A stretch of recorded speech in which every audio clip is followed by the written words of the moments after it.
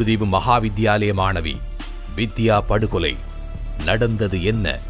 தொலைக்காட்சிகளில் இதுவரையில் ஒளிபரப்பாகாத முழுமையான விவரங்கள் அடங்கிய தொகுப்பு உங்கள் பார்வைக்காக. புங்குடுதீவில் 18 வயதையான மாணவி வித்யா பாடசாலை செல்லும் வேளையில் திட்டமிடப்பட்டு கடத்தப்பட்டு வன்புணர்வுக்குள்ளாகி படுகொலை செய்யப்பட்டார். இந்த கொடூரமான சம்பவத்தின் பின்னர் இலங்கை தீவில் மக்கள் அனைவரும் அதிர்ச்சிக்குள்ளாகியுள்ளனர்.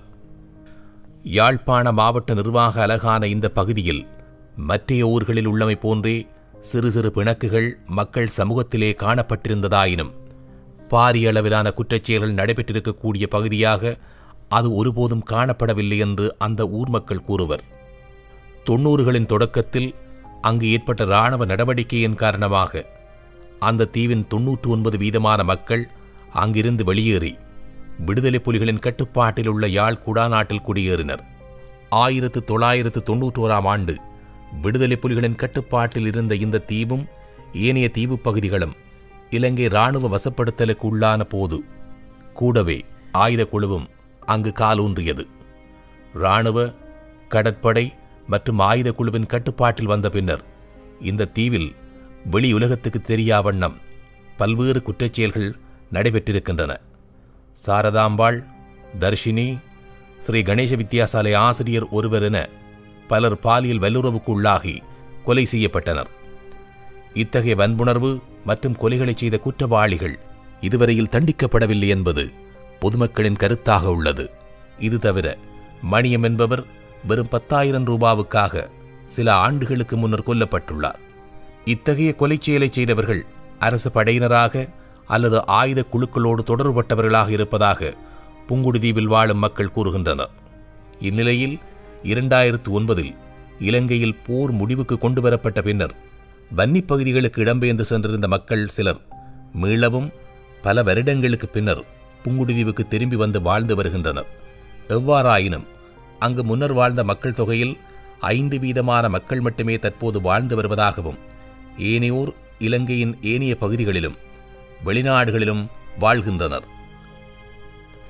முள்ளிவாய்க்கால் மண்ணில் இருந்து உயிர் பிழைத்த குடும்பங்களில் மாணவி வித்யாவின் குடும்பமும் ஒன்று. அந்த குடும்பத்தினர் 19 ஆண்டுகளுக்கு பின்னர் 2010ஆம் ஆண்டு மீண்டும் புங்குடுதீவுக்கு வந்தனர்.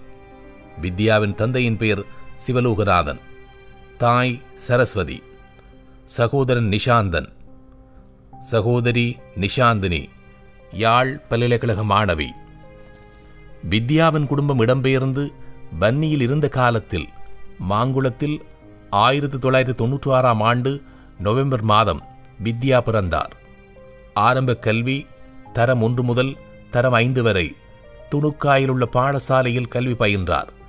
அதன் பின்னர் கிளிநொச்சியில் உள்ள பாடசாலையில் பயின்று 2010ஆம் ஆண்டிலேயே புங்குடுதீவு சென்று மகாவித்தியாலயத்தில் கல்வி கற்க ஆரம்பித்தார். பாடசாலையில் உயர்தரத்தில் கற்றுக்கொண்டிருந்த வித்யாவுக்கு பல்கலைக்கழகத்துக்கு தெரிவாகி எதிர்காலத்தில் தான் ஒரு ஊடகவியலாளராக வர வேண்டுமென்ற இலட்சியம் இருந்தது. அதனால் உயர்தரத்தில் ஊடக நெறிக்கல்வியை ஒரு பாடமாக பயின்றார்.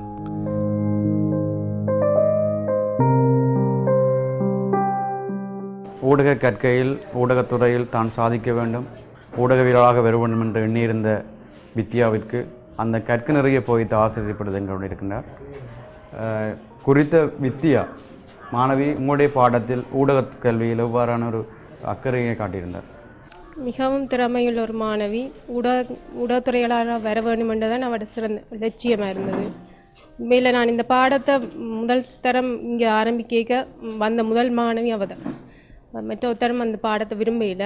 அப்புறம் அவள் படிக்க தொடங்கின பிறகு தான் 3 பேர் படிக்க வந்தேன் இந்த பாடத்தை. இப்போ அந்த பிள்ளைக்காகத்தான் இந்த பாடத்தை நான் முதல் ஸ்டார்ட் பண்ணான்னு சொல்லலாம். மிகவும் அமைதியான ஒரு அப்பாவியான மாணவி. என்னன்னு சொன்னால் கல்வியை தவிர வேறு எந்த சிந்தனையும் இல்லை அவளுக்கு.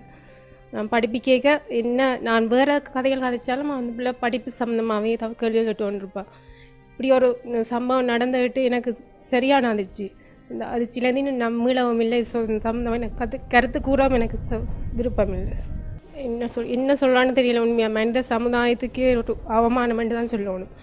பெண்களாகிய நாங்கள் இந்த பூமியில் நடமாடுறதுக்கு எவ்வளோ பயமாக இருக்கிறதுன்றது இந்த சம்பவங்களை எடுத்து காட்டியிருக்கு. அதுவும் அந்த பிள்ளை படிக்கணுமென்ற ஆசையில் பாடசாலைக்கு வந்த பிள்ளை இப்படி ஒரு சம்பவம் நடக்குமென்னு அந்த பிள்ளை அன்றைக்கு எதிர்பார்க்கவும் இல்லை. இப்படியான எங்களோட பள்ளிக்கூடம் சார்ந்த மாணவிகளுக்கும் இது ஒரு பெரிய ஒரு சவாலாக இருக்குது. பெற்றோர்கள் தங்களோட பிள்ளைகள் தொடர்பாக மிகவும் கவனமாக இருக்க வேணும். பாடசாலைக்கு அன்னை வரையணுமா இல்லையான்றதை ஸ்கூலோட பாடசாலையோட தொடர்பு உடனடி அந்த தகவலை எடுத்துக்கொள்ளணும். இந்த பிள்ளைகளும் இப்படியான இதை தங்களுக்கு ஒரு பாடமாக உணர்ந்து கொள்ளணும். ஸ்கூலுக்கு வரைக்கும் அப்படியான சம்பவங்கள் நடந்தால் பெற்றோருக்கு எடுத்து சொல்லணும். சம்மந்தமான பிரச்சனைகளை முதன்மை பெற்றோர் அல்லது தங்களோட ஃப்ரெண்ட்ஸுக்காக சொல்லியிருக்கணும். வித்தியா முதன்மை தான் நடந்திருந்த இப்படி பிரச்சனைகள் சம்மந்தமாக சொல்லியிருந்தால் அவளோட உயிரை காப்பாற்றிருக்கலாம்னு தான் என்னோட. குற்றவாளிகளுக்கு தகுந்த தண்டனை வளர்ந்தால் இனிய குற்றவாளிகளும் என்ன இது சம்மந்தமாக வேறு குற்றங்களை செய்ய பயப்படுவிடும். கட்டாயம் இந்த தண்டனை வழங்கப்படத்தான் வேண்டும்.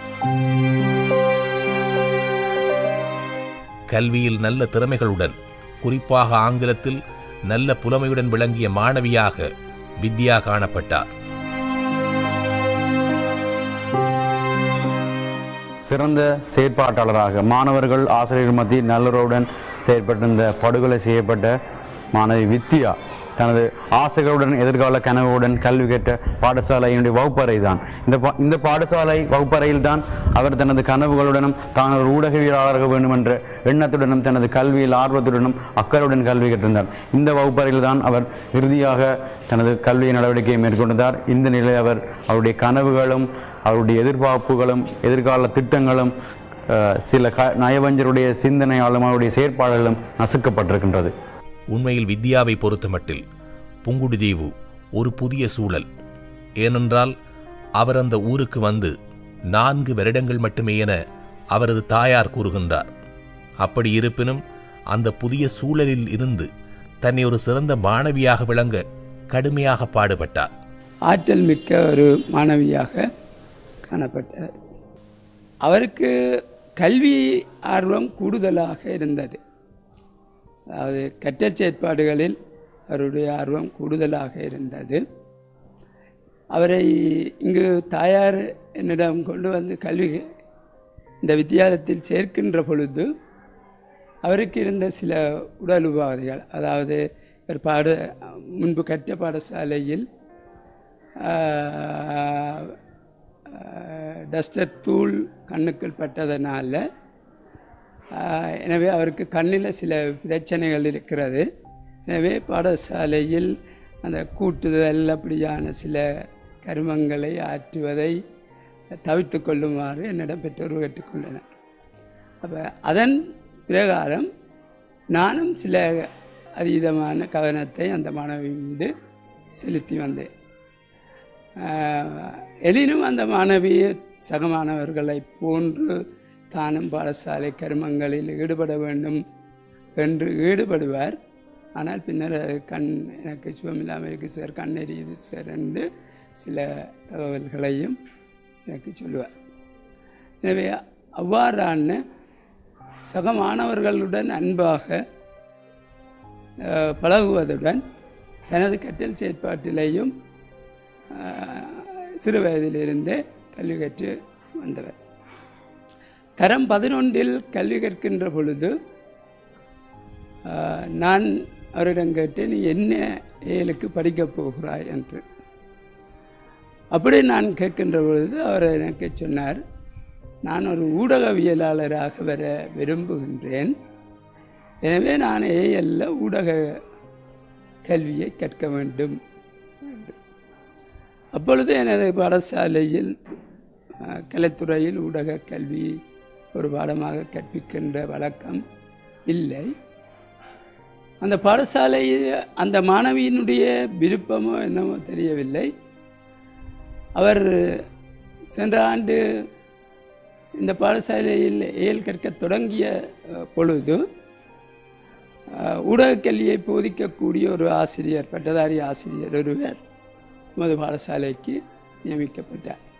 எனவே அவர் தொடர்ந்து ஊடக கல்வியை ஒரு பாடமாக கற்று தான் ஒரு சிறந்த ஊடகவியலாளராக வர வேண்டும் என்பதில் அதீத அக்கறையுடையவராக காணப்பட்டார். அதே போன்று இணைப்பாட விதான செயற்பாடுகளில் அவருக்கு விளையாட்டுத்துறை கொஞ்சம் குறைவான ஒரு நிலையாகத்தான் காணப்பட்டது. ஏனைய கவிதை, கட்டுரை போன்ற நிகழ்ச்சிகளிலும் ஆங்கில மொழி மூலமான இணைப்பாட விதான செயற்பாடுகளிலும் அவர் திறமை மிக்கவராக காணப்பட்டார். எனவே அவரிடம் ஆங்கில புலமை சக மாணவர்களை விட கூடுதலாக காணப்பட்டதை அவருக்கு ஒரு மேலும் ஒரு உன்னதமான ஒரு நிலையை ஏற்படுத்தி இருந்தது. அந்த வகையில் இந்த மாணவி தனது பாடசாலை கல்வி காலத்தில் சக மாணவர்களுடனோ ஆசிரியர்களுடனோ பண்பாக பழகுவதில் மிகவும் ஒரு நல்ல மாணவியாக காணப்பட்டார். அவரிடம் எந்த ஒரு அப்புலக்கற்ற தன்மையும் இதிலே காணப்பட்டது. நேர்மனப்பாங்குள்ள ஒரு மாணவியாக காணப்பட்டவர். ஆனால் அவருக்கு இந்த ஒரு துரதிர்ஷ்டவசமான இந்த கொலை மிகவும் வருந்தத்தக்கது. அவருடைய குடும்பத்தின் நிலையை பொறுத்த மட்டில் இந்த இழப்பு அவர்களால் ஈடு செய்ய முடியாது. எமது பாடசாலையிலும் இருந்து எமது பாடசாலைக்கும் இந்த இழப்பு ஈடு செய்ய முடியாது. அவர் 2016ஆம் ஆண்டு உயர்கல்வி பரீட்சையில் தோற்றே இருந்தார். அப்பொழுது நான் நினைத்திருந்தேன், முதலாவது ஊடக கல்வியை கற்கின்ற எமது பாடசாலை பல்கலைக்கழக மாணவியாக இவர் விளங்குவார் என்பதை நான் எண்ணியிருந்தேன். ஆனால் துரதிர்ஷ்டவசமாக எமது பாடசாலை அந்த வாய்ப்பை இழந்துவிட்டது. அது எமக்கு மிகுந்த வேதனையை தருகின்றது. அவர் வசித்த புங்குடுதீவு 9ஆம் வட்டாரத்திலிருந்து தொலைவில் உள்ள புங்குடுதீவின் பெரிய பாடசாலையான 2ஆம் வட்டாரத்தில் உள்ள மகாவித்தியாலயத்துக்கு சைக்கிளில் பயணித்தே பயின்று வந்தார். டியூஷன் வகுப்புகளுக்கு செல்லாத போதும் பாடசாலை கல்வியை கொண்டே தனது கற்றல் செயற்பாடுகளை சிறப்பாக செய்துள்ள ஒரு முன்மாதிரி மாணவியாக விளங்கியதாக புங்குடுதீவு பாடசாலை சமூகம் கூறுகின்றது.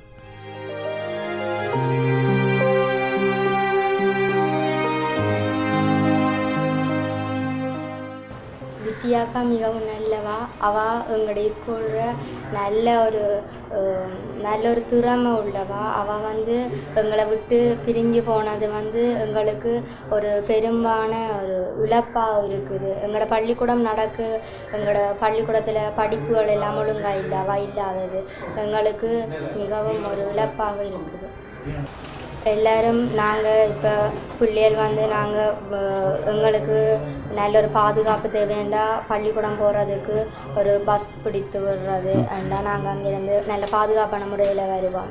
மற்றது இங்கே ஆசிரியர்கள்ட்ட ஃபோன் நம்பர் நாங்கள் கொடுத்தா அதை அதன் மூலம் நாங்கள் பள்ளிக்கூடம் வாரமா சேர்ந்துட்டோமா அண்டு அதன் மூலம் அறிஞ்சு கொள்ளலாம்.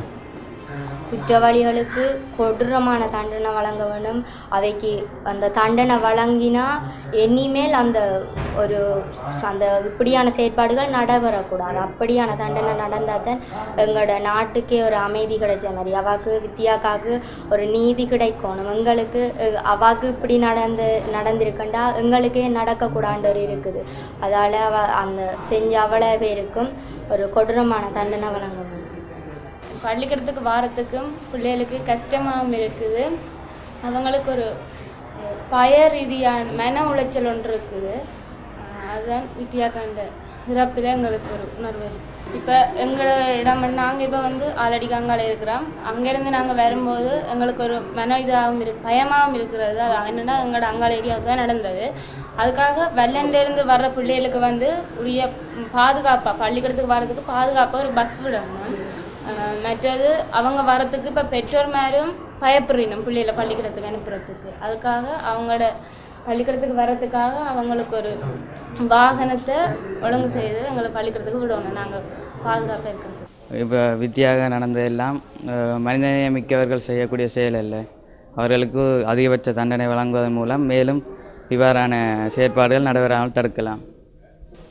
மேலும் பாடசாலை மாணவர்களையும் பாதுகாப்பு உறுதிப்படுத்த வேண்டும். மாணவி வித்யாவின் இழப்பு தங்களுக்கு மிகப்பெரிய இழப்பு என வித்யாவுக்கு கல்வி கற்பித்த ஆசிரியர்கள் கலங்கிய கண்களுடன் தெரிவிக்கின்றனர். சிவலோகநாதன் வித்யா படுகொலை செய்யப்பட்டதை கேள்விப்பட்டது நாங்கள் பெரும் அதிர்ச்சி அடைந்தோம். ஏனெனில் நாங்கள் அந்த மாணவிக்கு அப்படியான ஒரு கொடுமை நடக்கும் என்று கற்பனையில் கூட எந்த ஒரு ஆசிரியரும் நாங்கள் நினைத்து பார்க்கவில்லை. நான் அந்த மாணவிக்கு புவியியல் பாடம் கற்பிக்கிற ஆசிரியர். முதல் வாங்கில் அந்த மாணவி எப்பொழுதும் இருப்பார். மிகவும் திறமையான மாணவி. ஆகவே நான் கற்பிக்கின்ற சந்தர்ப்பங்களில் எல்லாம் அந்த மாணவியை தனக்கு விளங்காத சந்தர்ப்பத்தில் கேட்ப. ஆகவே நான் எந்த நேரமும் அந்த மாணவியை அவதானிக்கிறது, அவாக்கு விளங்கினால்தான் மற்றாக்களுக்கும் விளங்கும் என்ற தோரணையில் அடிக்கடி கேட்டுக்கொள்வது. எப்பொழுதும் குனிந்த தலையுடன் தான் இருக்கும் அந்த மாணவி. ஓம் சார், சரி சார் என்று மிக மென்மையானவன். நாங்கள் அப்படி ஒரு மென்மையான அமைதியான மாணவியை என்னுடைய 10 வருட ஆசிரிய பணியில் நான் காணவில்லை. அவ்வளவு திறமையும் ஆர்வமும் கொண்ட மாணவியவா. அந்த மாணவிக்கு இப்படியான ஒரு கொடூரம் நடந்தது யாராலையுமே ஜீரணிக்க முடியாமல் இருக்குது. நாங்கள் ஆசிரியர் அனைவருமே மிக அதிர்ச்சியில் அதிர்ந்து போயிருக்கிறோம். குறிப்பாக சொல்லப்போனால் எங்களுக்கு ஆசிரியர் தொழிலே வெறுக்கும் அளவுக்கு அதிர்ச்சியும் ஒரு வேதனையும் அடைந்திருக்கிறோம். மற்றது அந்த மாணவி மிக திறமையானவா, எப்பொழுதும் ஆர்வமுடைய மாணவி. அந்த மாணவி எவ்வளவு சோகம், எவ்வளவு துன்பம், துயரம் தனக்குள்ளே இருந்தாலும் அது எங்களுக்கு வெளிப்படுத்துறையில் அந்த கல்வியில் முழு ஈடுபாடோடு இருப்பாள். அன்றைய சம்பவ தினம் கூட 4வது பாடவேளை நான் பாடம் எடுக்கும்போது என்னுடைய கண்கள் அந்த கெட்டிக்கார மாணவியை தேடியது, காணவில்லை. இப்பொழுது நான் சக மாணவிகளிட்ட கேட்டது, வித்யா வரவில்லையா என்று சொல்லி. அந்த சக மாணவிகள் சொன்னார்கள், நேற்று வித்யாவுக்கு கண் வருத்தம், நேற்றும் வரவில்லை, அதனால் இன்றும் வரவில்லை என்று சொல்லி.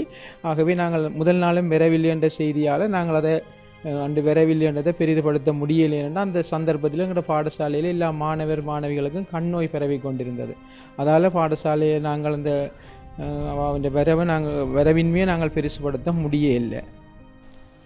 இந்த இடத்துல நாங்கள் வித்தியாண்ட மாணவி ஆசிரியர் மட்டத்தில் நாங்கள் நினைக்கிறோம், வித்தியாண்ட மாணவி உண்மையில் இறந்ததாக நாங்கள் நினைக்கக்கூடாது. அந்த மாணவி பெண்களுக்கு எதிரான வன்முறைகளுக்காக போராட போய்விட்டாள் என்று தான் நாங்கள் நினைக்கிறோம்.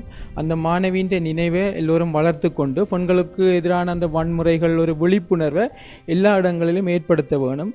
மாணவ சமுதாயம் மிக பெருமதி உள்ள சமுதாயம். அந்த சமுதாயம் கல்வியை கற்பது தான் அந்த மாணவ சமுதாயத்துக்கு முக்கிய கடமை.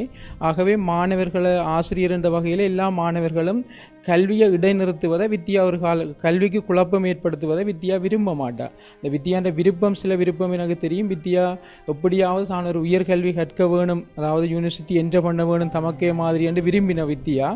ஆகவே எந்த ஒரு மாணவரும் கல்விக்கு கற்பதற்கு இடையூறு விளைவிக்கிறத வித்யான்ற ஆத்மா விரும்பாது. ஆகவே மாணவ சமுதாயம் கல்விக்கு பங்கம் ஏற்படாத வகையில் வித்யாண்ட நினைவுகளை சுமந்து கொண்டு செயற்பட வேணும்.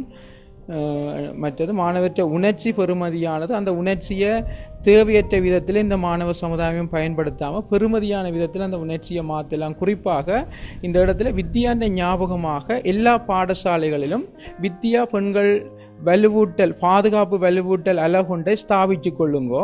இது மிக முக்கியமாக நான் வேண்டிக் கொள்வது, எல்லா பாடசாலைகளிலும் வித்யா பெண்கள் வலுவூட்டல் அலகுண்டை ஸ்தாபித்து கொள்ளுங்கோ.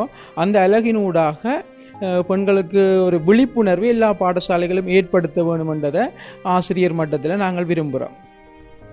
13/5/2015 புதன்கிழமை பாடசாலைக்கு சைக்கிளில் புறப்பட்டு வந்த மாணவி வித்யா தனது வீட்டிலிருந்து பாடசாலைக்கு வளமையாக சென்று வரும் சன நடமாட்டம் குறைந்த சிறு வீதியொன்றினூடாக செல்லும் போது புங்குடுதீவு 9ஆம் 10ஆம் வட்டாரத்தைச் சேர்ந்த காடையர்களால் கடத்தப்பட்டு வன்புணர்வுக்கு உள்ளாக்கப்பட்டு கொல்லப்பட்டுள்ளார்.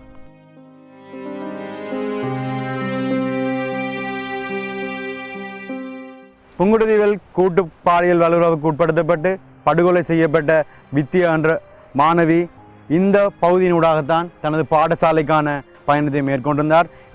இந்த பாதையூடாக அவர் தினமும் காலை மாலை என பாடசாலை மற்றும் கல்வி நிறுவனங்களுக்கு தனது கல்வி நடவடிக்கையை மேற்கொள்ளும் போட்டு தனிமையில் சென்று கொண்டிருந்தார். இந்த ஆள் நடமாட்டமற்ற காடுகளும் சிறு பட்டைகளும் நிறைந்த இந்த பகுதியில் தான் அவருக்கான சதித்திட்டம் தீட்டப்பட்டது. அவரை கற்பழிப்பதற்கும் அவரை படுகொலை செய்வதற்கும் இந்த பகுதியை தேர்ந்தெடுத்ததற்கு காரணம், இந்த பகுதியில் ஆள் நடமாட்டமற்ற ஒரு அமைதியான நிதப்சமான இடம் என்பதனால் இந்த பகுதி தேர்ந்தெடுக்கப்பட்டிருக்கிறது. இந்த அலளிப்பட்டைகளும் முட்புதர்களும் நிறைந்த பகுதியில்தான் அவருடைய உயிர் பறிக்கப்பட்ட பகுதி இந்த பகுதி தான். இந்த பகுதியில்தான் அவருடைய சடலம் இங்கே தான் கண்டெடுக்கப்பட்டது. ஆம், ஆதவன் செய்தி நேயர்களுக்காக நாம் அந்த குறித்த பகுதியை காண்பிக்கின்றோம்.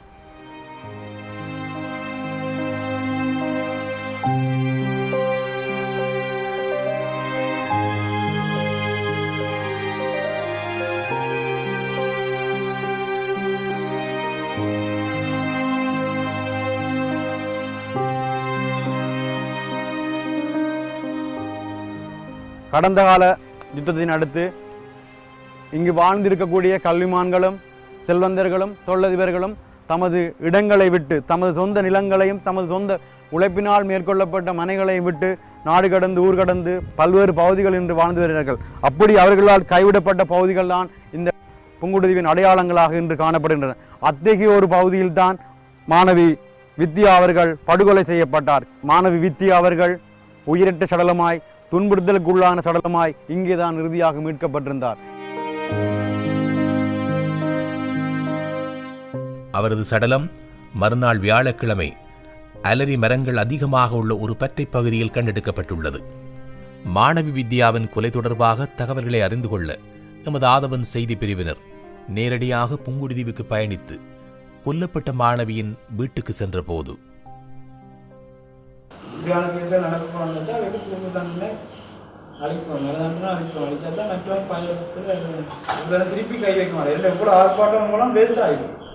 வித்யாவின் சகோதரன் கூறுகையில் குற்றவாளிகளுக்கு மரண தண்டனையை வழங்கப்பட வேண்டும் என்று கூறுகின்றார்.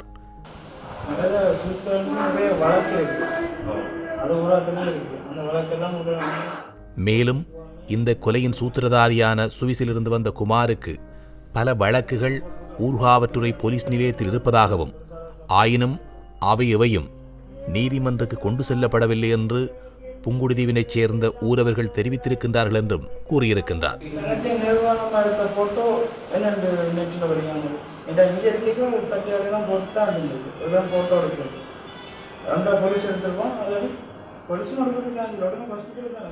வியாழக்கிழமை காலையில் தாம் வித்யாவின் உடலை கண்டபோது வித்யாவின் உடலம் கைகள் கட்டப்பட்ட நிலையில் நகங்களால் உடல் பகுதி கீறப்பட்டிருந்ததாகவும் சகோதரன் கூறுகின்றார்.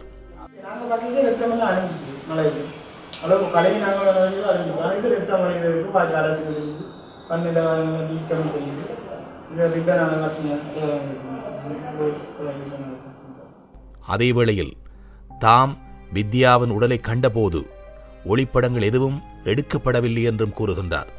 ஆயினும் சில இணையதளங்களில் தங்கையின் வாயில் இருந்து இரத்தம் வழிந்த நிலையில் ஆடைகளற்ற படங்கள் பதிவேற்றப்பட்டிருந்ததாகவும், இந்த படங்கள் அந்த இணையங்களுக்கு எவ்வாறு கிடைத்தன என்றும் கேள்வி எழுப்புகின்றார். வித்யாவின் இழப்பினால் பெரும் சோகமயமாக அந்த குடும்பம் காணப்படுகின்றது. மகளின் இழப்பை தாங்க முடியாத தாயார் கதறி கதறி அழுகின்றார். வித்யாவின் அம்மம்மா சோகமயத்துடன் குற்றவாளிகளுக்கு கடுமையான தண்டனை வழங்கப்பட வேண்டும் என்று கதறி அழுகின்றார். இந்த குற்றத்துக்கு ஏதோ ஒரு சில பின்னணி இருக்க வேண்டுமென்று தனது ஐயத்தினை வித்யாவின் சகோதரன் வெளிப்படுத்தி நிற்கின்றார். குடும்பத்தின் பெரும்பொறுப்பை தானே சுமப்பதாகவும், சகோதரிகளுக்காகவே தான் வெளிநாட்டுக்கு செல்லாது குடும்பத்தினை கவனித்து நல்ல நிலைக்கு கொண்டுவர பாடுபட்டதாகவும் சகோதரன் நிஷாந்தன் கூறுகின்றார். வித்யாவின் தாயார் கூறுகையில், மகள் வித்யா வீட்டிலிருந்து நேராக பாடசாலைக்கும் பாடசாலையிலிருந்து வீட்டுக்கும் வந்து விடுவார். வேறு எங்கும் செல்லாமல் வீட்டிலிருந்தே படிப்பை மேற்கொள்வார் என்று சோகத்துடன் கூறுகின்றார். வித்யாவின் இழப்பினை தாங்க முடியாத, ஆற்றுப்படுத்த முடியாத நிலைமையில் இருக்கும் தாய், தந்தை, சகோதரி, சகோதரன் மற்றும் அம்மம்மா உறவினர்களுக்கு யார் ஆறுதல் கூறுவர்? அந்த குடும்பம் அமைதி பெற யார் நீதி வழங்குவார்? இந்த வினாக்களுக்கு விடை காண நாம் ஊடகம் என்ற அடிப்படையில் மிக உன்னிப்பாக அவதானித்துக் கொண்டிருக்கின்றோம்.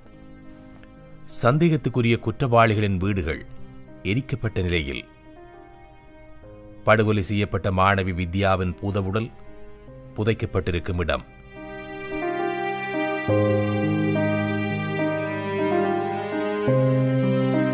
இதுவரையில் 9 பேர் இந்த குற்றத்தை புரிந்ததற்காக கைது செய்யப்பட்டு போலீஸ் விசாரணைக்காக தடுத்து வைக்கப்பட்டுள்ளனர். இறந்து போன மாணவி வித்யாவுக்காக நீதி கேட்டு இலங்கையின் வடக்கு கிழக்கு மக்கள் வீதியில் இறங்கி போராடிய வண்ணம் உள்ளனர். இப்போது அதன் எதிரொலி தென்னிலங்கை பகுதியிலும் குறிப்பாக தலைநகர் கொழும்பிலும் மக்கள் குரல் கொடுத்துள்ளனர். மனிதநேயம் உள்ளவர்கள் அனைவரும் வித்யாவுக்கு நீதி வேண்டி போராடி வரும் வேளையில் சில குழுக்கள் அரசியல் ஆதாயத்துக்காக இந்த போராட்டத்தை வேறு திசை நோக்கி திருப்புவதற்கு எத்தனித்துள்ளதையும் சில குற்றவாளிகளை காப்பாற்ற முனைந்ததையும் உலகம் அறிந்துள்ளது. இதன் உள்நோக்கங்களை அறிந்திராத சில அப்பாவி இளைஞர்களும் அண்மைய நீதிமன்ற கல்வீச்சு விவகாரத்தில் கைதாகி தடுத்து வைக்கப்பட்டுள்ளனர். கிராமத்தில் நடந்த அந்த பிரச்சனையை பார்க்கும்போது வெவ்வேறு பட்ட கருத்துக்கள் நிலவினாலும் எங்களுடைய மனதளவிலே இந்த சம்பவமானது மிகுந்த பரபரப்பை ஏற்படுத்தியது. அதை விட வெளியிலே நடமாட முடியாத ஒரு பீதி ஒரு நிலைமையான காணப்படுகிறது. அது மட்டுமன்றி பல்வேறு அரசியல்வாதிகள் பல்வேறு பட்ட கருத்துக்களை தெரிவித்தாலும் இதற்கான ஒரு தீர்வை யாருமே கொண்டு வருவதா தெரியவில்லை. அவர்கள் கூட்டிக் கொண்டே அங்கே சிறைகளில் வைப்பதும் அப்படி வேறுபட்ட பிரச்சனை நடக்கிறதே தவிர இதற்கான தீர்வை யாரும் காணவில்லை. அதைவிட இன்று இந்த மாணவர்களை பார்க்கும்போது அவர்கள் யாரும் வெளியில் நடமாடக்கூடிய ஒரு சாத்தியக்கூறோ அல்ல சந்தர்ப்பமோ காணப்படவில்லை. வீதியே ஒரு வெறிச்சோடிய தன்மையாக காணப்படுகிறது. இந்த பெண்கள் சம்பந்தப்பட்ட இந்த பிரச்சனையிலே அவர்கள் பாதுகாப்பு வழங்க வேண்டும். அது மட்டுமன்றி அவர்கள் எதிர்கால சிப்பிகளாகவும் நல்ல சிறார்களாக மலர்வதற்கு தாங்கள் முன்வந்து உதவ வேண்டும் என்று கேட்டுக்கொள்கிறேன். அவர்களுக்கு நடந்த இந்த கொடூர சம்பவமானது தமிழ் மக்கள் மத்தியில் பெரும் குழப்பத்தை ஏற்படுத்தியிருக்கிறது. ஒருதலாலே ஏற்றுக்கொள்ள முடியாத ஒரு நிலைமையாக இந்த காணப்படுகின்றது. இது தொடர்பாக பல கண்டனங்கள் நடந்தும் அதுக்கு கொலை செய்த 9-10 பேருக்கு என்ன தண்டனை என்று இதுவரைக்கும் எங்களுக்கு தெரியாது. உண்மையிலே கொலை செய்யப்பட்ட வித்யா என்ற பெயர் இன்று ஊர் முழுவதும் தெரியுது. ஆனால் கொலைக்கு காரணமானவருடைய பெயர் இன்று வரைக்கும் தெரியவில்லை. அது தொடர்பாக ஆர்ப்பாட்டம் செய்தவர் என்று சொல்லி 128 பேரை போலீஸ் கைது செய்தது. உண்மையிலே அது நீதிமன்றத்துக்கு ஏற்பட்ட விளைவு என்ற பேரில் கைது செய்யப்பட்டது. அதை ஏற்றுக்கொள்ளக்கூடிய இருந்தாலும் ஆனால் வித்யாவுக்கு இன்று நடந்தது என்ன முடிவென்று இன்று வரைக்கும் தெரியாத நிலை இருக்குது. இதுக்கு வெளிச்சமாக இருக்கலாம். பல்கலைக்கழகத்துக்கு இனி வருகின்ற காலத்திலேயும் கூட நாங்கள் வித்யாவுக்கு ஒரு சரியான ஒரு தீர்வு வரும் வரைக்கும் நாங்கள் இதுக்குரிய போராடி கொண்டே இருப்போம்.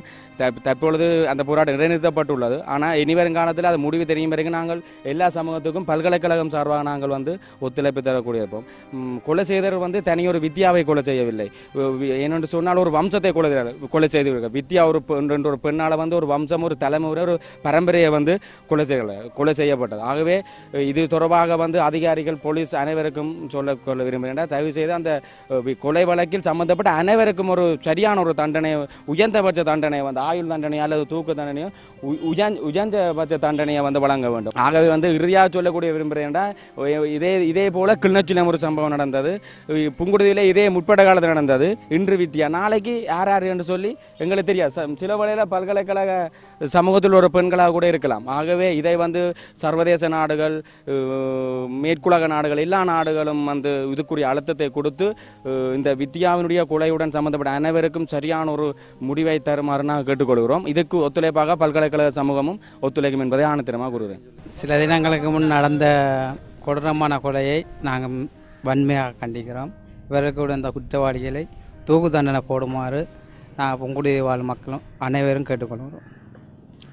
வேறு இப்படி ஒரு சம்பவம் இனி நடக்கக்கூடாது என்பதை, இப்படியே நீ வித்தியா மாதிரியோ ஒரு கொலையோ இல்லாட்டி எமது ஸ்கூல் பிள்ளைகளையோ இல்லாட்டி ஊர் மக்களையோ இப்படி ஒரு ரேப் கேஸ், கற்பழிப்பு கேஸ் இப்படி ஒன்று நடக்கக்கூடாது என்பதை நாங்கள் மக்களுக்கு கேட்டுக்கொள்வோம். இந்த வித்தியாட கொலை ஒரு காட்டு முன்னாடித்தனமான செயல். உண்மையிலேயே புங்குடுதியில் இப்படியான கொலையை நாங்கள் இதுவரையும் கண்டதில்லை. இது ஒரு வெள்ளன் பகுதியில் இந்த வித்தியான கொலை ஒரு காட்டு முராண்டியாகவும் உண்மையாக இது கண்டிக்கப்பட வேண்டிய விஷயமாகவும் இருக்குது. இந்த கொலையை போல வேறு கொலையை நடக்கக்கூடாது நாங்கள் இந்த சம்பவத்தில் தெரிவித்து கொண்டு இவர்களுக்கு உடனடியாக தீர்ப்பு வழங்க வேணுமென நாங்கள் உடனடிக்கு மரண தண்டனையோ இல்லாட்டி ஆயுள் தண்டனையோ வழங்க வேணும்னு கேட்டுக்கொள்கிறோம். மதுவான சாலையும் புங்குடுதியில் ஒரு முக்கியமான இடத்துல இருக்கிறபடியாக இந்த மது போதையில் பழக்கமற்ற ஆண் சமூகங்கள் இந்த இதுகளை வன்முறையில் செய்யக்கூடிய சம்பவங்கள் எங்களுடைய ஊரில் மற்றது பழைய வீடுகள் நிறைய காணப்படுகின்றது. உண்மையிலேயோ இந்த பிரதேசத்தை யாருமே எந்த கட்சி கூட அவர் ஆதரிப்பதும் இல்லை, யாரும் பார்ப்பதும் இல்லை. ஒரு கட்சிக்கு நாங்கள் ஒன்றுமே சொல்லுவாங்க. இப்போ இந்த பிரச்சனை வந்து அரசியல் கட்சி பிரச்சனையாக போய் கொண்டிருந்த கொலை வந்து ஒரு அரசியல் சம்பந்தப்பட்ட பிரச்சனையாக செயற்படுத்தி கொண்டிருக்கிறார்கள். அந்த கட்சி அப்படி என்று இந்த கட்சி இப்படி என்று இந்த புங்குடுதா மக்களுக்கு ஒரு கட்சியும் ஒரு எங்களுக்கு நாங்கள் ஆதரவும் இல்லை என்பதை நான் தெரிவித்துக் கொள்கின்றேன். வித்யாவின் படுகொலையின் பிரதான சந்தேக நபர் சந்தேகிக்கப்படுகின்றவர் அரசியல் செல்வாக்கு மற்றும் பணபலம் உடையவர் என்றும் அதனால் அவர் குற்றத்திற்கான ஆதாரங்களையும் சான்றுகளையும் அளிக்கக்கூடியவென பாதிக்கப்பட்ட பெண்ணுடைய குடும்பத்தை சந்தேகிக்கின்றார்கள். ஆகவே இந்த நிலையில் அந்த அவருக்குரிய தண்டனையை பெற்றுக் கொடுப்பதற்கு தமிழ் தேசிய கூட்டமைப்பு இத்தகைய நடவடிக்கையை மேற்கொண்டுள்ளது. முதலாவதாக ஏறத்தாழ 9-10 பேர் கைது செய்யப்பட்டிருப்பதாக சொல்லப்படுகிறது. இதில் முதலாவதாக ஒரே குடும்பத்தைச் சேர்ந்த 3 சகோதரர்கள் கைது செய்யப்பட்டார்கள். அதுக்கு பிற்பாடு இதில் சம்பந்தப்பட்டவர்கள் என்று இன்னும் ஒரு 5 பேர் கைது செய்யப்பட்டார்கள். இறுதியாக சுவிட்சர்லாந்திலிருந்து வந்தவர் என்று கூறக்கூடிய ஒருவர் கைது செய்யப்பட்டிருக்கின்றார். இப்பொழுது இந்த கைதுகள் தொடர்பாக வடக்கிலிருந்து கிழக்கில் மாத்திரமல்லாமல் சிங்கள பகுதிகளிலும் கூட இது சம்பந்தமான உண்மை தன்மைகளை கண்டறிந்து குற்றவாளிகளுக்கு அதிகபட்ச தண்டனை கொடுக்கப்பட வேண்டும் என்பதை சகல மக்களும் வலியுறுத்தியிருக்கிறார். பிரதம மந்திரி, நீதி மந்திரி உட்பட பல அமைச்சர்கள் அவர்களுக்கு சரியான முறையில் விசாரித்து அவ்வாறான தண்டனை வழங்கப்படும் என்பதையும் உறுதிபட கூறியிருக்கிறார். அது மாத்திரமல்லாமல் இந்த வழக்கு என்பது விசேட வழக்காக கொள்ளப்பட்டு இது சம்பந்தமான நீதிமன்ற நடவடிக்கைகள் என்பது துரிதப்படுத்தப்படும் என்றும் கூறியிருக்கிறார்கள். ஆகவே இப்பொழுது மக்களுக்கு பலவிதமான ஐயப்பாடுகள் இருக்கின்றது. இந்த சுவிட்சர்லாந்திலிருந்து வந்தவர் தொடர்பாகவும் பல்வேறுபட்ட கருத்துக்கள் இருக்கின்றது. அவர் தொடர்பான ஒரு ஆரோக்கியமான கருத்துக்கள் வெளியில் இல்லை. இரண்டாவதாக தமிழ் மாறன் என்று சொல்லக்கூடிய கொழும்பு பல்கலைக்கழகத்தில் சட்டத்துறை விரிவியாளராக இருக்கக்கூடியவரும் இந்த பிரச்சனைகளுக்கு பிற்பாடு அவர் ஆங்கில பத்திரிகை ஒன்றுக்கு கொடுத்த செய்தியில் இவரும் இந்த சுவிட்சர்லாந்தில் இருந்து வந்தவர் முன்னரும் பல தடவை வந்ததாகவும் இவர் பல பிரச்சனைகளுக்கு முன்னரும் காரணகர்த்தாவாக இருந்ததாகவும் தான் அவரது பெயரை போலீசாருக்கு கூறியதாகவும் கூட ஒரு விடயத்தை கூறியிருக்கின்றார். அதில் உண்மைத்தன்மை இருக்கிறதா இல்லையா என்பது வேறு புறம் இருக்க அவரும் கூட அவ்வாறான கருத்தை கூறியிருக்கின்றார். ஆகவே அந்த வகையில் நான் பூரணமாக நம்புகின்றேன் ஒரு முழுமையான விசாரணை நடத்தப்படும் என்று நாங்கள் நம்புகின்றோம். அது மாத்திரமல்லாமல் இந்த வழக்கு தொடர்பாக கொழும்பிலிருந்து வரக்கூடிய குற்ற புலனாய்வு பிரிவினரிடம் இந்த வழக்கு ஒப்படைக்கப்பட்டும் இருக்கின்றது.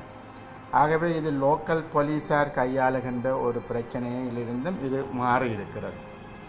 அது மாத்திரமல்லாமல் எஸ்எஸ்பி, எஸ்பி, ஓஐசி, ஊர்காவல்துறை, ஓஐசி யாழ்ப்பாணம் என்ற பலவர் இடமாற்றம் செய்யப்பட்டிருக்கின்றார்கள். ஆகவே புதியவர்கள் வந்திருக்கின்றார்கள். இவ்வாறான சூழ்நிலையில் இவரிடம் பணபலம் இருக்கின்றது.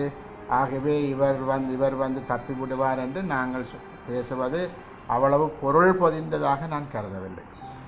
ஏனென்றால் நிச்சயமாக இதுவே ஒரு இராணுவத்தினராக கடற்படையினராக இருந்தால் இலங்கை அரசாங்கம் காப்பாற்றியிருக்கக்கூடும். ஏற்கனவே பல பேர் அவ்வாறு காப்பாற்றப்பட்டிருக்கிறார்கள். உங்களுக்கு தெரியும், கார்நகரில் 2 பெண் பிள்ளைகள் பாடசாலை மாணவிகள் கடற்படையினரால் பாலியல் வல்லுறவுக்கு உட்படுத்தப்பட்டு 2 இளம் சிறுமிகள் இன்று வரை அந்த கடற்படையினர் கைது செய்யப்படவில்லை என்ற ஒரு துக்ககரமான நிகழ்வு இங்கு இருக்கின்றது. இதே போன்று உங்களுக்கு தெரியும், நெடுங்கேணியில் ஒரு மாணவி இராணுவத்தினரால் வல்லுறவு செய்யப்பட்டு கொலை செய்யப்பட்டு 10க்குள் வீசி எறியப்பட்டிருந்தார். அது தொடர்பான சரியான நடவடிக்கைகள் மேற்கொள்ளப்படவில்லை என்றும் இருக்கின்றது. இதே போன்று கனகராயன் குளத்தில் ஒரு மாணவி மிக அண்மையில் பாலியல் வல்லுறவுக்கு உட்படுத்தப்பட்டு அதுவும் கொலை செய்யப்பட்டிருந்தார். ஆகவே இவ்வாறான பல்வேறுபட்ட நிகழ்வுகள் நடந்திருக்கின்றது. இராணுவம், கடற்படை அல்லது போலீசார் சம்பந்தமாக இருந்தால் இதுவரையும் அது மூடி மறைக்கப்பட்டிருக்கின்றது. உண்மைகள் வெளிக்கொண்டு வரப்படவில்லை. பாதிக்கப்பட்டவர்களுக்கு எந்த விதமான நஷ்டஈடுகளும் வழங்கப்படவில்லை. பாதிக்கப்பட்டவர்கள், அதாவது குற்றமுளைத்தவர்கள் எந்தவித தண்டனையும் பெறவில்லை என்பது எல்லாமே உண்மை. அதை நாங்கள் அதை நாங்கள் பட்டவர்த்தனமாக சொல்ல முடியும். இப்பொழுது நான் நம்புகின்றேன் இந்த விஷயத்தை பொறுத்தவரையில் மிக அதிகபட்ச அழுத்தம் தமிழ் மக்களால் கொடுக்கப்பட்டிருக்கின்றது. ஆகவே ஒரு பணபலம் உள்ளவராக இருந்தாலும் கூட இவர்கள் இது சம்பந்தமாக சரியான விசாரணைகள் மேற்கொண்டு அவர்கள் தண்டிக்கப்பட வேண்டும் என்ற கருத்து பரவலாக தமிழ் மக்கள் மத்தியில், அரசியல்வாதிகள் மத்தியில், சிங்கள மக்கள் மத்தியில், ஃபேஸ்புக்கில் வரக்கூடிய சிங்கள பெண்கள் கூட இது தொடர்பான கவிதைகள் எழுதியிருக்கின்றார்கள். தண்டிக்கப்பட வேண்டும் என்று எழுதியிருக்கிறார்கள். எங்களுடைய வீடுகளை காமுகர்கள் தட்டும் வரை நாங்கள் பார்த்து கொண்டு இருக்கக்கூடாது என்று சிங்கள பெண்கள் கூட பேசியிருக்கின்றார்கள். ஆகவே அந்த வகையில் அழுத்தங்கள் என்பது மிக பெரிய அளவில் இந்த வழக்கு தொடர்பாக இருக்கின்றது. ஆகவே நாங்கள் எதிர்பார்க்கின்றோம் அது சரியான திசையில் போகும் என்று எதிர்பார்க்கின்றோம். இதுக்கு அப்பால் வடமாகாண சட்டத்தரணிகள், குறிப்பாக யாழ் மாவட்ட சட்டத்தரணிகள் அவர்கள் இது தொடர்பாக முழுமையாக தாங்கள் அதற்கு அந்த விசாரணையில் தாங்கள் பங்கு பெற்றவும் அதற்கு ஒத்துழைக்கவும் தயாராக இருப்பதாக கூறியிருக்கிறார்கள். ஆகவே இதனை வேறு யாரும், அரசியல்வாதிகளாக இருந்தாலும் சரி, பணபலம் உள்ளவர்களாக இருந்தாலும் சரி, இவற்றை அவர்கள் தமது கையில் எடுப்பதற்கு நான் நம்புகின்றேன் விடமாட்டார்கள் என்று சொன்னால், இந்த வழக்கை பொறுத்தவரையில் கண்கொத்தி பாம்பாக பல பேர் இதனை பார்த்து கொண்டிருக்கின்றார்கள். சிவில் சமூகம் பார்த்து கொண்டிருக்கின்றது, சட்டத்திறனிகள் பார்த்து கொண்டிருக்கின்றார்கள், அரசியல்வாதிகள் பார்த்து கொண்டிருக்கின்றார்கள். ஆகவே அவ்வாறான ஒரு நிலையில் நான் நம்புகின்றேன் இது சரியான தடத்தில் இந்த விசாரணைகள் முன்னெடுக்கப்படும் என்று நாங்கள் நம்புகின்றோம். தமிழ் தேசிய கூட்டமைப்பு என்ற அடிப்படையில், அதனுடைய பாராளுமன்ற உறுப்பினர்கள் என்ற அடிப்படையில் நிச்சயமாக ஒரு பாதிக்கப்பட்ட இந்த குற்றம் இழைத்தவர்களுக்கு அதிகபட்ச தண்டனை பெற்றுக் கொடுக்க வேண்டும் என்பதில் இந்த இவ்வாறான அமைப்புகளுடன் நாங்களும் ஒன்றிணைந்து அது சரியான முறையில் சரியான தடத்தில் போவதற்கு நாங்களும் நிச்சயமாக ஒத்துழைப்பாக இருப்போம். பெண்ணுடைய இந்த கொடூரமான கொலைக்கு எதிராக அந்த ஊர் மக்கள், அதை தெரிந்த பிறகு அந்த ஊர் மக்கள் கிளர்ந்தெழுந்தார்கள் என்பதுதான் உண்மை. அந்த ஊர் மக்கள் அனைவரும் அந்த வகையிலே குற்றவாளிகளை கைது செய்து வைத்தியசாலைக்கு கொண்டு செல்வது ஊர் மக்களில் பெருமளவானோர் திரண்டு வைத்தியசாலைக்கு சென்று அவர்களை தங்களுடைய கையிலே தாருங்கள், நாங்கள் தண்டனை வழங்க வேண்டும் என்று மிக ஆவேசமான உணர்ச்சி பெருக்கான ஒரு நிகழ்வு அங்கே நடைபெற்றது. இது யதார்த்தமானது, இயற்கையானது. இதில் யாரும் மீது குறை சொல்ல முடியாது. அந்த அளவுக்கு அந்த நிலைமை மோசமானது, கொடூரமானது.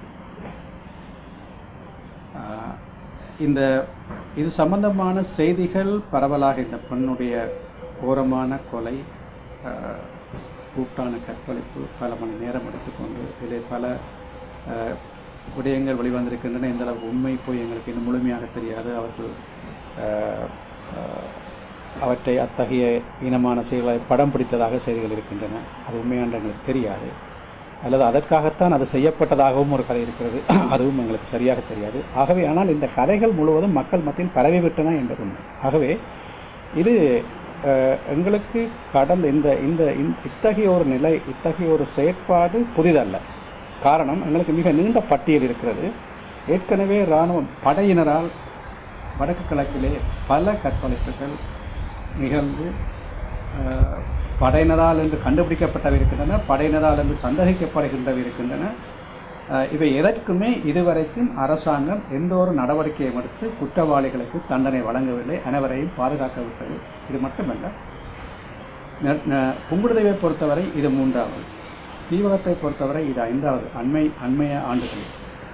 நெடுந்தீவிலே ஒரு 14 வயது பெண் குழந்தை கற்பழிக்கப்பட்டு கொல்லப்பட்டால் அது ஒரு EPDP-யினுடைய முக்கியஸ்தர் என்று பத்திரிகையெல்லாம் செய்திகள் வந்தது. அதன் பிறகு அவருக்கு என்ன ஆயிடுச்சுன்னு தெரியாது, அந்த பிள்ளைக்கு நீதி கிடைத்ததா என்பது தெரியாது. அதை பற்றி யாரும் பேசவில்லை. காரைநகரிலே 9 வயசு 11 வயசு உள்ள 2 நெருக்கமான உறவினரான 2 பிள்ளைகள் குறிப்பிட்ட சில கடற்படையினரால் திட்டமிட்டு அவர்கள் மிரட்டப்பட்டு அழைத்து செல்லப்பட்டு தினசரி அவர்கள் துஷ்பிரயோகம் செய்யப்பட்டார்கள். அது தெரிய வந்த பின்னால் அவர்களை கைது செய்து தண்டிப்பதற்கு பதிலாக அந்த குடும்பத்தினர் மிரட்டப்பட்டார்கள். போலீசார் அது தொடர்பாக இந்த நடவடிக்கையும் எடுக்கவில்லை. அவர்கள் தப்பவிட்டார்கள். இதே போன்று இதற்கு முன்னால் சாரதாம்பாள் என்பவருடைய கொலை, தர்ஷினி என்பவருடைய கொலை, இவை எதற்குமே யார் குற்றவாளிகள் என்பது கண்டுபிடிக்கப்படவில்லை. ஆனால் பெருமளவுக்கு இது படையினரால் நிகழ்த்தப்பட்டதாகவே. காரணம், அவர்களுக்கு அண்மையிலே தான் இது நடந்தது. அவர்களுடைய எல்லைகளுக்கு உட்பட்ட பகுதியில் தான் நடந்தது. ஆகவே இது பெருமளவுக்கு அவர்கள் என்று நம்பப்பட்டது. எனினும் யார் என்பதை போலீசார் யாரும் கண்டுபிடிக்கவில்லை, கைவிடப்பட்டது. கனகராயன் குளத்திலே கடந்த 3 மாதங்களுக்கு முன்னால் ஒரு பெண், அதுவும் பலருடைய கூட்டு பாலியல் வன்முறைக்கு காரணமாக கொல்லப்பட்ட 16 வயசு சரண்யா. இதுவும் என்ன நடந்தது என்று இன்று வரை தெரியாது. இதற்கு சற்று முன்னால் நெடுங்கணியிலே 6 வயது குழந்தையை ஒரு இராணுவ சிப்பாய் பட்டைக்குள் இழுத்து சென்று முயற்சித்த போது அந்த பிள்ளை சத்தம் போட்டு மற்றவர்கள் அவர் கைது செய்யப்பட்டார். அவரை சனங்கள் கைது செய்தார்கள், போலீசிடம் ஒப்படைத்தார்கள். ஆனால் போலீசிடமிருந்து இராணுவம் அவர்களை மீட்டு வெளியேறியது. அவர் அதற்கு முன்னாலும் ஒரு தடவை இத்தகைய ஒரு முயற்சியால் கைது செய்யப்பட்டு விடுவிக்கப்பட்டவர். ஆனால் இன்று வரைக்கும் அவர்கள் மீது இந்த நடவடிக்கையும் இல்லை. இதற்கு முன்னர் நீங்கள் இன்னும் தள்ளி போனீர்கள் என்று சொன்னால் உங்களுக்கு தெரியும், பான் கி மூனே வெளிப்படையாக சொல்லியிருக்கிறார், இலங்கை இதில் இன்றைக்கு வரைக்கும் அதாவது பாலியல் வன்புணர்ச்சி அல்லது பாலியல் துஷ்பிரயோகம் என்பது இராணுவத்தினுடைய ஒரு முக்கிய நடவடிக்கையாக இன்னும் இருந்து கொண்டிருக்கிறது. அது முக்கியமான விடயமாக பான் கி மூனாலேயே சொல்லப்பட்டிருக்கிறது. காரணம், யுத்தம் நடைபெற்று மக்கள் இராணுவத்திடம் சரணடைந்த நேரங்களிலே நூற்றுக்கணக்கான பெண்கள் அவ்வாறு கற்பழிக்கப்பட்டதாக இசைப்பிரியா போன்றவர்கள் வெளிப்படையாக ஆதாரங்களுடன் நிரூபிக்கப்பட்ட விடயம். அது போன்று நூற்றுக்கணக்கான பேர் அவ்வாறு செய்யப்பட்டார்கள் என்கின்ற தகவல்கள் இராணுவ தரப்பிலிருந்தே வந்திருக்கின்றன. இதை சேனல் 5 போன்ற பல்வேறு மீடியாக்கள், சேனல் 4 போன்ற பல்வேறு மீடியாக்கள் வெளிக்கொண்டிருக்கின்றன. இவற்றை ஐநா சபையினுடைய மனித உரிமை பேரவை விசாரிப்பதற்கு இலங்கை அரசாங்கம் முழுக்க மறுத்து கொண்டிருக்கிறது. அவ்வளவு விசாரணை ஒன்று நடக்கும் பட்சத்தில் இவற்றினுடைய உண்மைகள் எல்லாம் வெளிவரும், அது நடைபெற வேண்டும். ஆகவே இங்கே வித்யாவுக்கு நடைபெற்றது என்பது முதலாவதல்ல. ஆகவே மக்கள் இந்த நீண்ட நெடிய இந்த தமிழ் பெண்கள் எடுப்பார் கைப்பிள்ளையாக யார் வேண்டுமானாலும் என்ன வேண்டுமானாலும் செய்துட்டு போகலாம், கேள்வி கேட்க ஆளில்லை என்கின்ற ஒரு நிலைமை தொடர்ந்து கொண்டிருந்ததனுடைய இந்த கோபங்களுடைய இந்த இயலாமைகளுடைய வெளிப்பாடு தான் வித்யாவினுடைய கொலைக்காலத்திலே உணர்ச்சியாக வேகமாக வெளிப்பட்டதாக நான் நினைக்கிறேன். இது அதேவேளை அவர்களை எங்களிடம் கொடுங்கள், நாங்கள் தண்டிக்கிறோம் என்று சொன்னதற்கு காரணம் போலீசார் மீது மக்களுக்கு நம்பிக்கை இருக்கவில்லை. இவ்வளவு காலமும் நான் ஏற்கனவே போட்ட நீண்ட பட்டியல், இதுவரை பெரிய பட்டியல் இருக்கிறது. அது தொடர்பாக இலங்கையினுடைய போலீசார் இதுவரை காலமும் எந்த நடவடிக்கையும் எடுக்கவில்லை.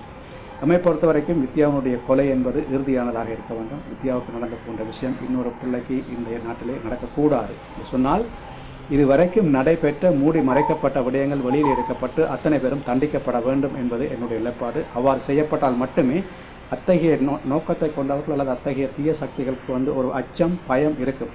ஆனால் இது இன்றைக்கு நடைபெற்றது ஒரு இராணுவமாக இல்லாமல் இருக்கலாம், நடைபெற்றது ஊர்க்காரராக இருக்கலாம். ஆனால் இதற்கு பின்னாலே அவர்களுடைய வலு இருக்கிறது கண்டிப்பாக. காரணம், இங்கே இருக்கக்கூடிய சமூக விரோத சக்திகள் பெருமளவுக்கு இராணுவத்தினுடையதோ புலனாய்வினுடையதோ போலீசாரினுடையதோ ஏதோ ஒரு வகையிலான பின்பலத்தை கொண்டிருக்கிறார்கள், அல்லது பணம் கொடுத்து தாங்கள் தப்பிவிடலாம் என்கின்ற ஒரு நம்பிக்கையை வைத்திருக்கிறார்கள். அந்த நம்பிக்கையை கொடுத்ததும் இந்த தவறான இந்த காவல்துறை அல்லது தவறான இந்த படையினர் தான். ஆகவே என்னை பொறுத்தவரை அவர்களுக்கு அத்தகைய ஒரு பலம் வருவதற்கு, அத்தகைய ஒரு துணிச்சல் வருவதற்கு பின்பலமாக காரணமாக இருப்பார்கள். ஆகவே இன்றைக்கு இருக்கக்கூடிய புதிய ஆட்சியங்கள் வந்திருக்கக்கூடிய போலீசாருக்கு முக்கியமான ஒரு கடமை இருக்கிறது. தமிழ் மக்கள் மத்தியிலே போலீசார் மீதான நம்பிக்கையை கட்டியெழுப்ப வேண்டும். அத்தகைய நம்பிக்கையை கட்டியெழுப்ப வேண்டும் என்று சொன்னால், இன்றைக்கு வித்யாவுக்கு நடைபெற்ற விடயத்திலே கைது செய்யப்பட்டவர்கள் நேர்மையாக விசாரிக்கப்பட்டு இந்த நாட்டினுடைய சட்டங்களுக்கு உட்பட்டு அதிஉச்சபட்ச தண்டனை அவர்களுக்கு வழங்கப்பட வேண்டும் என்ற ஒன்று. எது எப்படி இருப்பினும் வித்யாவை வன்புணர்வுக்குள்ளாக்கிக் கொன்ற பாதகர்களுக்கு நீதியின்பால் உச்சபட்ச தண்டனை வழங்கப்பட வேண்டும் என்று பொதுமக்கள் கருத்துக்களை தெரிவித்து வருகின்றனர். வித்யாவுக்கு நீதி கிடைக்கட்டும். மேலும் இதுபோன்ற சம்பவங்கள் எங்கும் நடைபெறாவண்ணம் பாதுகாப்போம்.